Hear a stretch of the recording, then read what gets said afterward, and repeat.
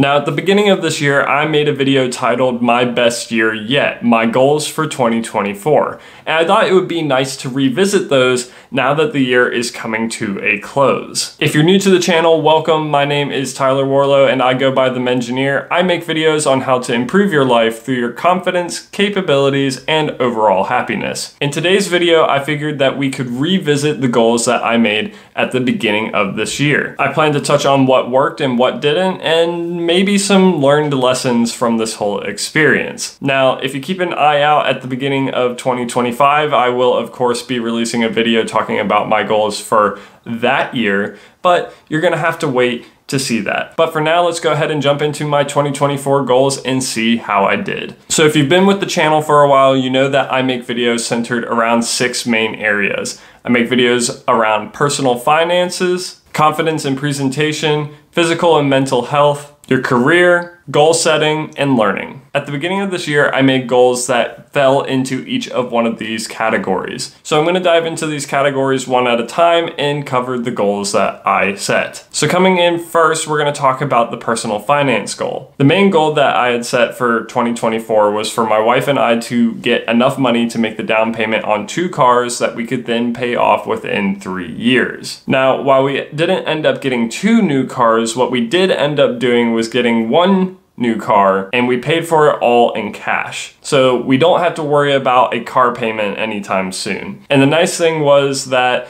I'm able to keep driving one of the cars that we had. It's a Honda Civic with only about 150,000 miles on it, so it's still got plenty of drive time left. So we felt that there really wasn't the need to go ahead and get a second car when this one still had plenty of mileage left to go. We also got to have our wedding and our honeymoon experience, which is a huge savings goal off of our backs now that we can now focus on saving for other things. The main thing that helped us to be successful in meeting this goal is that we set up our savings to be automatic. Pretty much whenever we each get paid, our money goes to different accounts. We have checkings accounts for paying the bills, and then we have different savings accounts based on the different goals that we have. And we set up our payments to automatically get distributed to these different accounts, so we don't necessarily have access to funds freely, and we don't go spending all willy-nilly. This was a huge help in allowing us to meet the goal of getting Emily a new car, and she has told me multiple times how happy it makes her, so I'm pretty confident in our choice. Next up, let's dive into the category of mental and physical health. My main physical health goal for the year was to get my weight up to 180 pounds. It would have been the heaviest that I had ever been, and it was something that I was really hoping to do. I'm happy to say that I did accomplish this goal, and with it, I got to see some significant strength gains over 2024. The heaviest that my bench got up to was about 175 pounds. My squat got to 265. And I was able to do Romanian deadlifts for 275 pounds. Now, this might not seem like a lot to many of you, but for someone who started off doing a bench press of only about 60 pounds, this is massive and significant progress for me. So I'm very happy with how my physical health is going in this regard, and I want to keep up the good work. I'm very happy with how my body looks, but I do want to continue gaining strength. So I'm gonna continue doing what I'm doing, which is going to be trying to eat and bulk up a little bit more while continuing to gain strength by training hard about 4 days a week. The second physical health goal that I had was that I wanted to get up to about 150 minutes of total cardio for the week, as this is what is recommended by the American Heart Association to ensure that you have a healthy cardiovascular system. Now, unfortunately, I did not meet this goal. There was a point in the year where I got up to about 90 minutes of cardio per week, but most of the cardio that I was doing was running. And unfortunately, I'm not entirely sure what I was doing. I think maybe I was increasing the mileage too quickly, but I did end up giving myself pretty severe shin splints, which they were so bad that like just something lightly brushing my leg actually ended up hurting a lot. So I had to take some time off from running, and unfortunately, I didn't really incorporate other forms of cardio because I tried different things at my local gym, like doing the elliptical or doing the bike, but unfortunately, a lot of those machines aren't really made for someone who's my height, and so it just felt pretty uncomfortable and unnatural for me to do. compared to the running, and so I didn't really find an alternative activity. By the time that my legs were feeling better and I was able to get back into running, I've only been able to get back up to about 2 miles a week, because based on everything that I'm reading, I need to ramp up the mileage very, very slowly and make sure that I'm stretching pretty much every time that I run, which I was not doing before. I will say that when I got up to the 90 minutes a week of cardio, that I did actually notice significant improvements in my weightlifting recovery. It was kind of weird, like in between my sets, I noticed that I was feeling better much faster. So then I was able to do even better when I went to do my next set. So it is something that I want to continue to pursue. It just looks like I will need to be careful about taking it slower and making sure that I'm taking the proper steps to allow my body to recover fully. In terms of my mental health goal, my wife and I had a general goal to do a weekend date per month. We did pretty good with this up until about the halfway mark through the year, when wedding planning started getting really stressful. That's when we were starting to dive into wedding planning a lot more and having to deal with kind of the minutia of everything. And unfortunately, as a result, those kind of weekend dates ended up falling off a little bit. However, we did make sure to do a date for our 1-month anniversary, and I would like to do like a little weekend date with her as well this December. So while that goal wasn't completely successful, we did have other major significant things that we were doing together as a partnership. So I'm going to say that we did the best that we could, and I was pretty happy with how we handled it. Another one of those goals was to call friends or family at least once a week. This was actually something that was pretty difficult to do just due to people's schedules. It was harder than I thought to align my schedule with other people. So there were multiple times where I would try and call people, and unfortunately someone wouldn't be available. So I think setting a goal like that for something that's a little outside of my control wasn't necessarily realistic. And I think the important thing was that I was making the effort to reach out to friends and to hang out with them. As long as I'm doing something to maintain my social battery, I think that's what is important. With that covered, let's go ahead and jump into the career-related goals. Now, I had 2 main goals here. The first was to make sure that I met all the technical and behavioral requirements to get a promotion at my job. And the second was to get an additional certification in automation. Now, I was able to meet that first goal, as I am happy to report, and I was able to get a promotion at my job. I have a great manager who's really been behind me all the way and has helped to push me forward in the whole process, and I'm extremely thankful to him. So I'm glad that I was able to show and demonstrate that I met these skills and given the chance to prove it. Now, with the automation goal, I said that I wanted to earn a certificate in terms of the automation that I was doing before, which was PLC coding.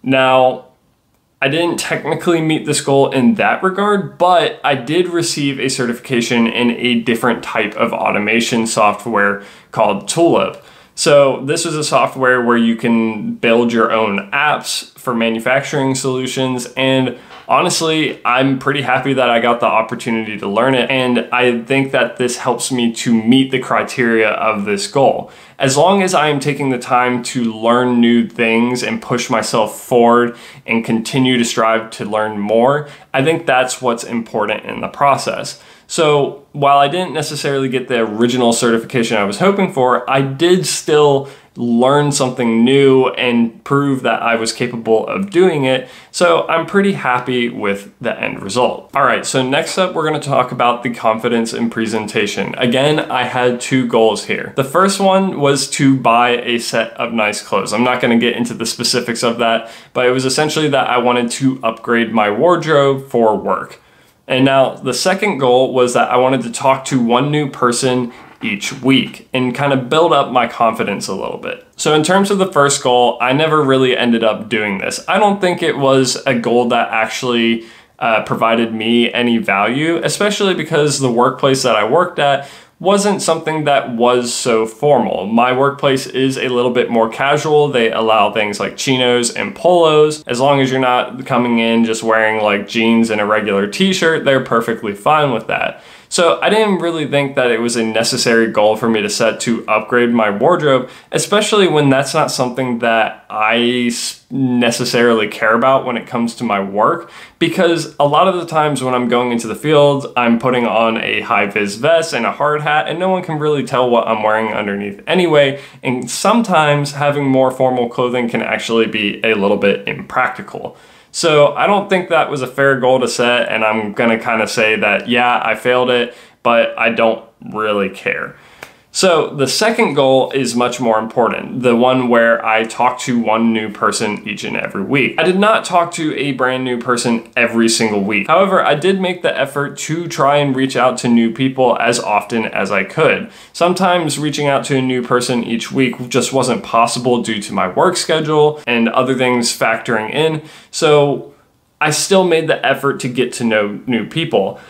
I started out at a new client site at the beginning of the year, which was a great opportunity. I've gotten to know a lot of coworkers at this new client site, and it's been great getting to know these people. At the gym, I reached out to people that I'd been seeing a lot and actually became really good friends with a few of them, and I am honestly really happy with the progress I've made on this. Now, that's not to say that I still don't get a little bit uncomfortable when I'm meeting new people. I would not say that I am naturally able to talk to new people. However, I do feel more confident in my abilities and a little bit more comfortable engaging in conversation than what I was before. So I think this is a great goal to set for yourself if you are someone who struggles with talking to new people. Just put yourself out there. It's going to help a lot. And while it might not be something that you ever really truly get used to, just doing it more is something that helps to desensitize that uncomfortability and makes it a little bit more of a natural experience. So obviously the goals category is what this video is about, so we're going to be skipping that and going to the continued learning category. And my main goal for this was that I was going to read 12 books this year. Despite my video where I made an effort to read every single day for 30 days, and I honestly only was able to read about 4 or 5 books. So I'm a little disappointed in this one, but that's not to say that I didn't make the effort to try and learn new things. When I'm at work, I constantly listen to podcasts about different subjects that I'm interested in. So while I might not be able to read things, I am constantly trying to listen and engage in activities that allow me to learn more. So I'm disappointed that I didn't read as much, but honestly, I think the reason for that is that I didn't track it very systematically. When I had that 30-day challenge, I was tracking it every day, and that's what allowed me to stick to the challenge. But I never really set up that tracker that allowed me to check off each day, and I feel like that's where my accountability fell off a little bit. I had tried to make the tracker in Notion and never really finalized it, and I honestly think that next time I do something like this, it's probably going to be best for me just to print off a tracker and physically check it off, because it's very easy for something digital to be put out of sight and out of mind. Whereas if I could do a physical tracker where I basically tape it up on the door or something, that's something that I see every day. So I think that's a lesson that I learned from this, and I'm going to try and reattempt it next year, and we'll see how I do. But that's gonna bring us to the end of this video, y'all. Now, I know that this content was a little bit different from my previous content. It's not necessarily something educational. However, I really hope that this video gave you a little bit of insight that even people who are really interested in continued learning and goals sometimes don't meet all of them, or those goals can shift and change throughout the year. So I hope that if you are someone who's considering establishing your own goals for the new year, that you view this video and know that if you don't meet those goals 100% perfectly, it's okay. It's important that you are working on those goals to the best of your ability, and that can move you in the right direction. If you found the information in this video to be helpful or informative, please be sure to leave a like and subscribe to the channel to join me along in this self-improvement journey. If you have any of your own thoughts, ideas, or opinions, please be sure to let me know with a comment down below. I like to read all of them. If you're interested in more videos where I talk about goal setting, be sure to check out this video right here where I talk about using the right tools to accomplish your goals. If you're interested in my most recent stuff, be sure to check out this video right here.